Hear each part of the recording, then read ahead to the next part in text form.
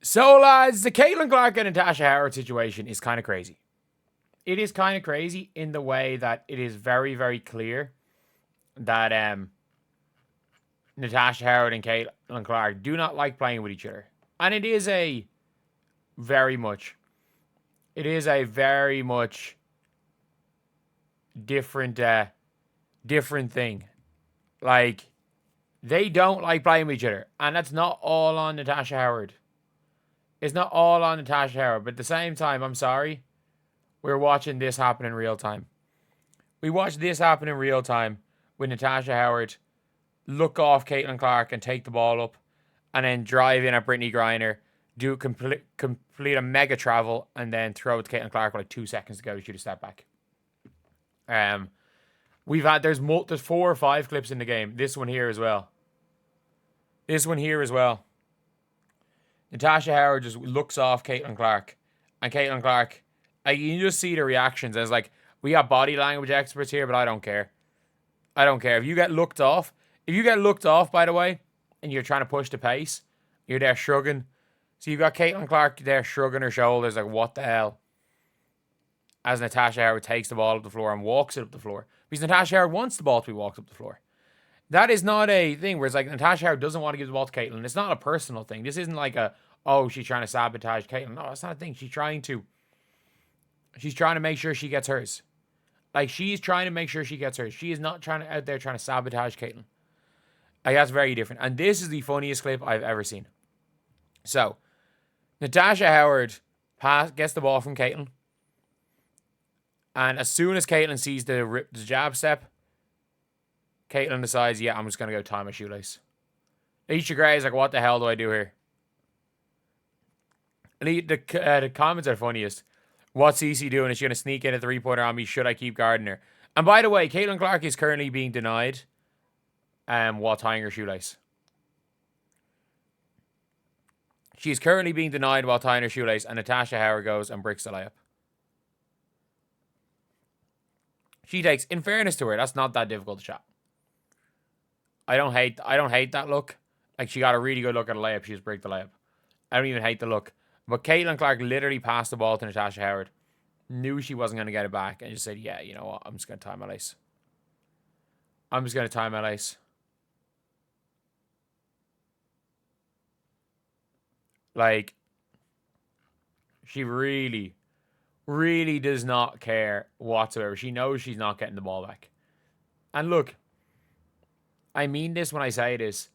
Like, there's just times where it's not a good fit. There's times where things aren't good fits.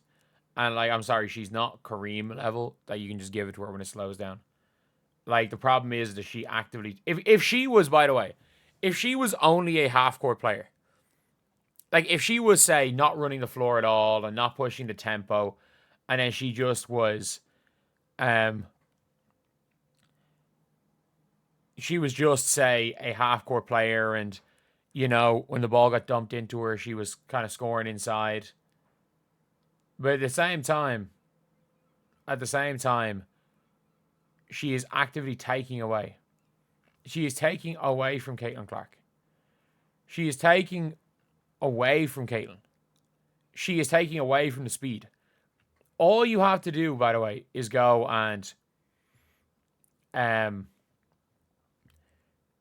is be a half-court player. And if you don't want to run, go play defense. Go play defense and be a half-court player. But, like, the amount of times that she will actively, like, look off Caitlin. And by the way, remember the whole body language thing with Caitlin? The whole body language thing with Caitlin was purely from a Natasha Howard situation. Caitlin Clark had 25 points in the first half. And Natasha Howard looked her off from 3. 25 points. 25. Like, it is what it is. She had 25 points in a half and got looked off. If she had gotten a 3-pointer and hit another 3-pointer, she would have had... Would she have had the most points in a half? Maybe. She maybe would have had the most points in a half from any team this year. But either way, it is just a bit of a ridiculous situation. Like, Caitlin Clark has reached the no more fucks given stage. Caitlin knew she would never see the ball again. Gray should have too. And that's the thing where it's like, look, if you've ever played with an offense stops here player or played against them, they are some of the most frustrating players to play with. It's great when they're it's great literally when they're out there, cooking. But like, we got the Michael Jordan of Alyssa Smiths with the ego of Michael Jordan. It's as simple as that. Like, I'm not saying that she's better. She's not better than Alyssa Smith. She's way better than Alyssa Smith. She is way better than Alyssa Smith. She's the Michael Jordan of Alyssa Smiths, but she very much has the ego of Michael Jordan too. But yeah, it's a bit of a weird situation. I don't see how it works out long term. I don't see long term how it works out. And if you guys agree, subscribe. We actually might be able to hit 54K by the end of the day. That would be absolutely insane. It'd be absolutely insane. We got Caitlin versus Paige later, so who knows? We might actually be able to hit that. That would be a unbelievable number. An absolutely unbelievable number. But yeah, I don't see this going any way other than south. Like, this is funniest play of the season. She knew exactly what was going to happen if she gave the ball to Tash. Oh yeah, Jesus. What? Yeah, she does travel every time she touches the ball, doesn't she? I just realized that. Look, watching Natasha Howard. Oh my God.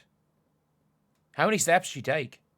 So, she has now established this foot is her pivot foot. Travel. Travel. Travel. Travel. Travel. Oh my God. Like, funniest part is Natasha Howard. Traveled like 3 times.